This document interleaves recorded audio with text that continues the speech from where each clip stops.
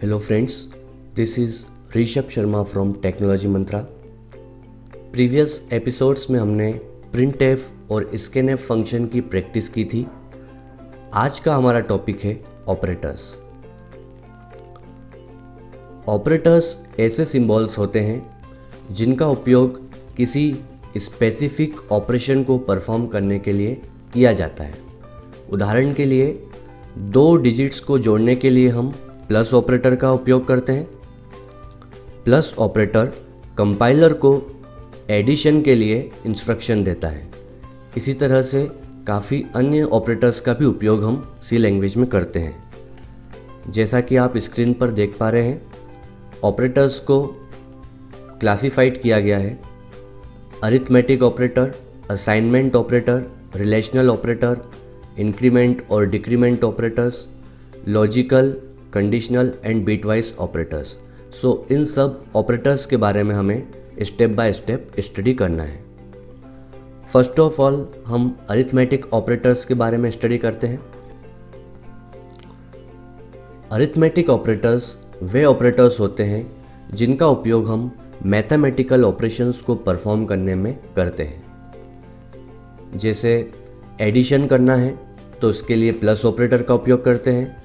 यदि सब्ट्रैक्शन करना है तो माइनस, यदि मल्टीप्लिकेशन करना है तो स्टार ऑपरेटर का उपयोग करेंगे, यदि डिवीजन करना है तो स्लैश ऑपरेटर का उपयोग करेंगे, और यदि हमें रिमाइंडर कैलकुलेट करना है, रिमाइंडर को हिंदी में शेषफल कहते हैं, यदि शेषफल कैलकुलेट करना है तो इसके लिए परसेंट ऑपरेटर का हम उपयोग करते हैं। सो अरिथमेटिक ऑपरेटर्स मैथमेटिकल ऑपरेशंस को परफॉर्म करने में उपयोग होते हैं। सो हमने अरिथमेटिक ऑपरेटर्स स्टडी किया। नेक्स्ट ऑपरेटर है असाइनमेंट ऑपरेटर। असाइनमेंट ऑपरेटर के बारे में हम प्रीवियस एपिसोड्स में ऑलरेडी स्टडी कर चुके हैं।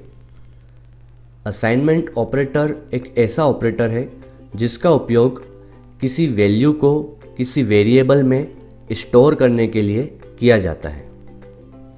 मैथमेटिक्स में इक्वल साइन का मीनिंग होता है कंपेयर करना कि यदि कोई डिजिट्स इक्वल है या नहीं, पर सी लैंग्वेज में इक्वल साइन का मीनिंग होता है असाइनमेंट ऑपरेटर।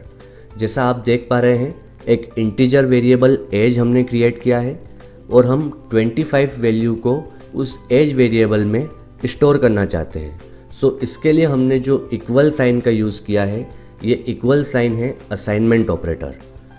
असाइनमेंट ऑपरेटर हमेशा राइट हैंड साइड वाली वैल्यू को लेफ्ट हैंड साइड वाले वेरिएबल में स्टोर करता है।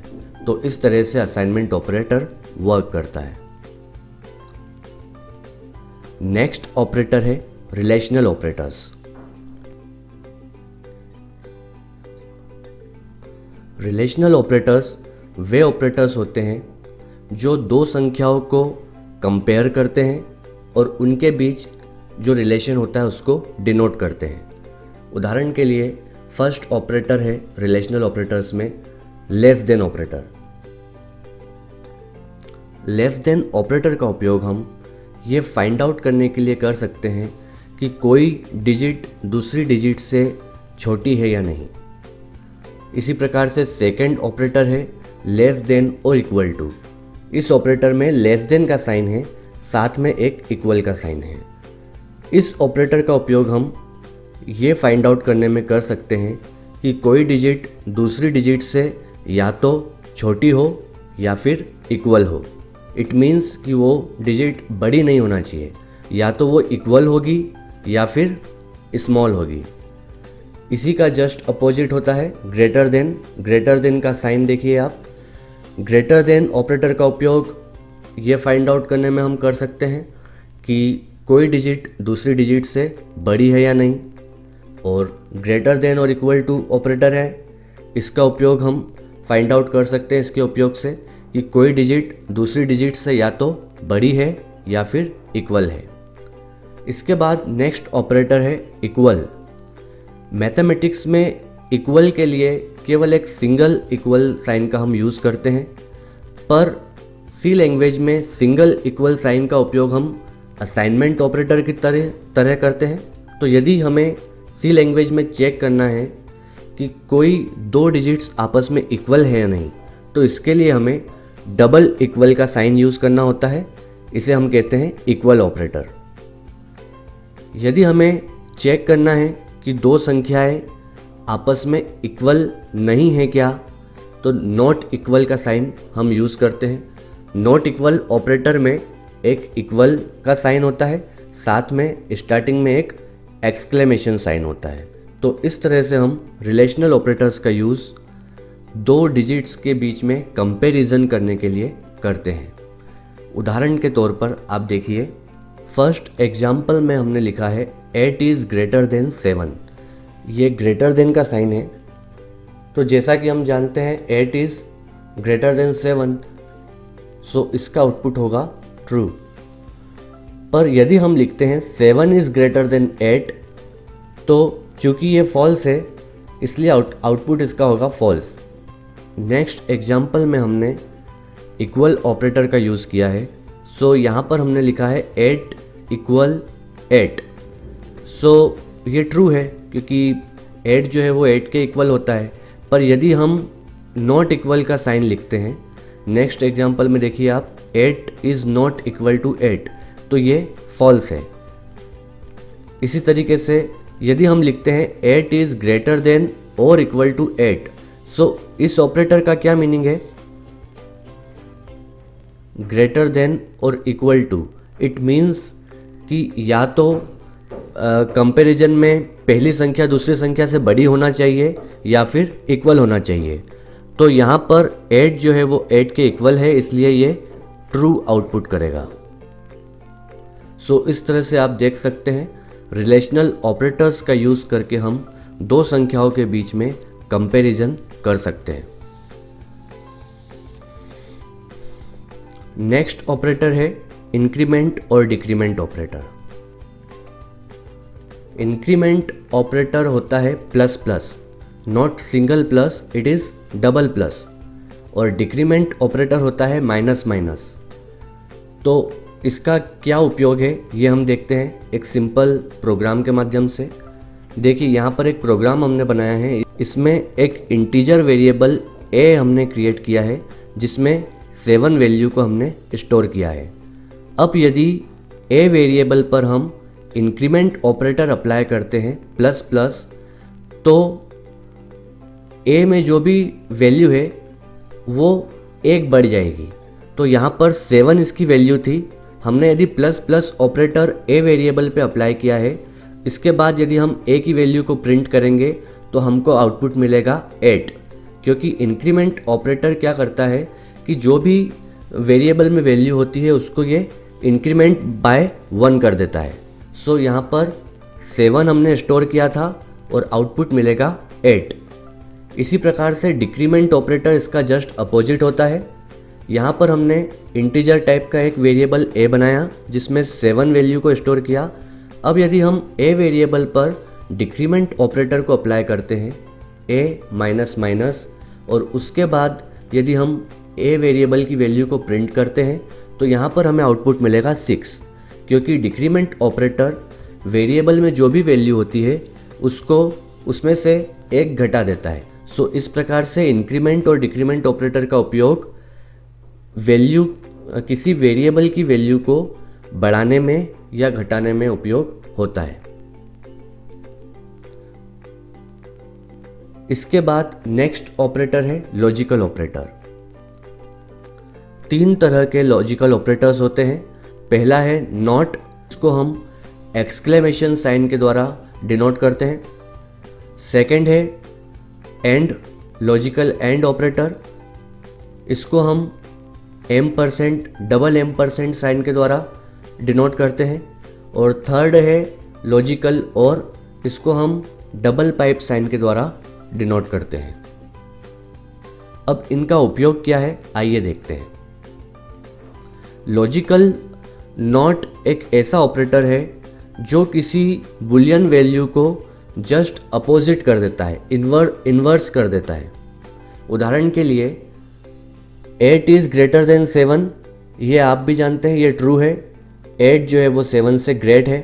पर यदि हम 8 इज़ ग्रेटर देन 7 एक्सप्रेशन में यदि एक्सक्लेमेशन साइन लगा देते हैं, इट मीन्स नॉट ऑपरेटर यदि यूज़ करते हैं तो इसका जो भी वैल्यू आएगा उसको जस्ट इन्वर्स कर देगा।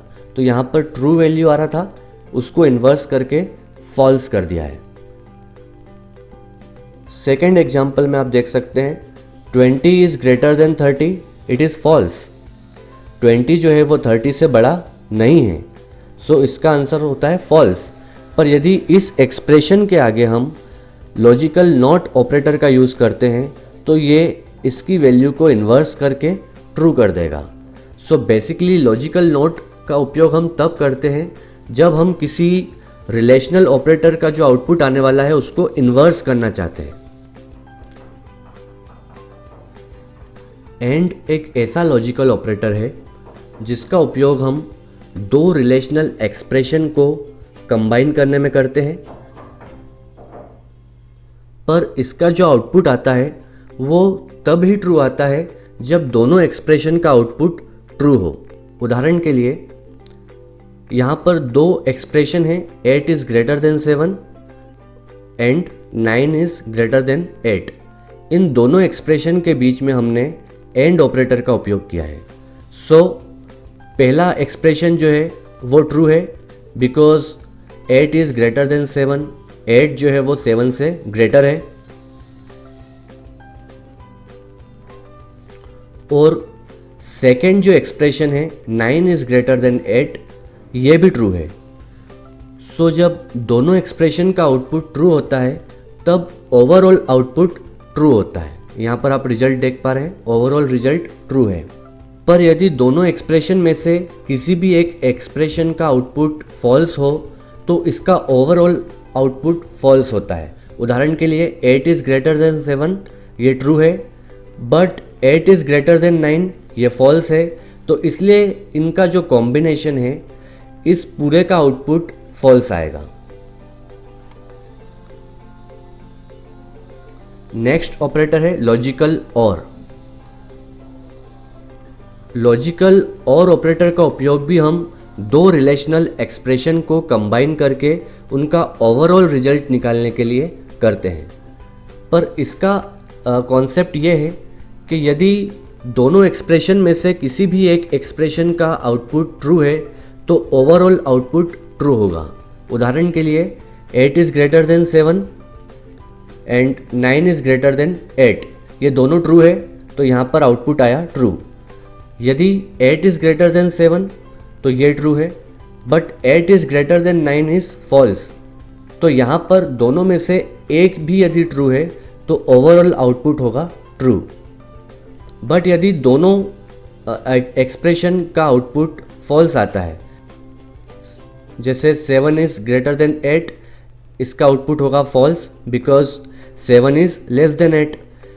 और 8 इज़ ग्रेटर देन 9, इसका आउटपुट भी फॉल्स होगा बिकॉज 8 जो है वो 9 से छोटा है। तो जब दोनों एक्सप्रेशन का आउटपुट फॉल्स हो तब यहाँ पर ओवरऑल आउटपुट फॉल्स होगा। और यदि दोनों एक्सप्रेशन में से किसी भी एक्सप्रेशन का एटलीस्ट वन एक्सप्रेशन का आउटपुट ट्रू होता है तब इसका ओवरऑल आउटपुट ट्रू होता है। तो इस तरीके से रिलेशनल एक्सप्रेशन जो है उनको आपस में कंबाइन करके उनका जो ओवरऑल रिजल्ट है, ओवरऑल आउटपुट है, उसको कैलकुलेट करने के लिए हम लॉजिकल ऑपरेटर्स का उपयोग करते हैं। इसके बाद नेक्स्ट ऑपरेटर्स है conditional operators and bitwise operators. ये ऐसे ऑपरेटर्स हैं जिनका उपयोग हम एडवांस्ड प्रोग्रामिंग में करते हैं। सो फिलहाल हम बिगिनर लेवल पर प्रोग्रामिंग कर रहे हैं, इसलिए कंडीशनल एंड बिटवाइज ऑपरेटर्स का कोई उपयोग नहीं है। फ़िलहाल हम इन दोनों ऑपरेटर्स को स्किप करते हैं और आने वाले एपिसोड्स में जब इनका उपयोग होगा तब इन ऑपरेटर्स को हम विथ प्रैक्टिकल स्टडी करेंगे। सो फ्रेंड्स, आज का हमारा टॉपिक था ऑपरेटर्स। हमने अरिथमेटिक ऑपरेटर्स के बारे में स्टडी किया जिनका उपयोग मैथमेटिकल ऑपरेशंस में किया जाता है। हमने असाइनमेंट ऑपरेटर्स के बारे में स्टडी किया जिसका उपयोग किसी वेरिएबल में वैल्यू को स्टोर करने के लिए किया जाता है। हमने देन रिलेशनल ऑपरेटर्स को स्टडी किया जिसका उपयोग दो डिजिट्स को कंपेयर करने में किया जाता है। इसके बाद हमने इंक्रीमेंट और डिक्रीमेंट ऑपरेटर्स को स्टडी किया, जिसका उपयोग किसी वेरिएबल की वैल्यू को इंक्रीज़ या डिक्रीज़ करने में किया जाता है। इसके बाद हमने लॉजिकल ऑपरेटर्स स्टडी किया, जिसका उपयोग एक से अधिक रिलेशनल एक्सप्रेशन को कंबाइन करने में किया जाता है। आज के इस एपिसोड में हमने ऑपरेटर्स को थ्योरेटिकली स्टडी किया है, जिनका उपयोग हम अपकमिंग एपिसोड्स में प्रैक्टिकली करेंगे। Thanks for watching.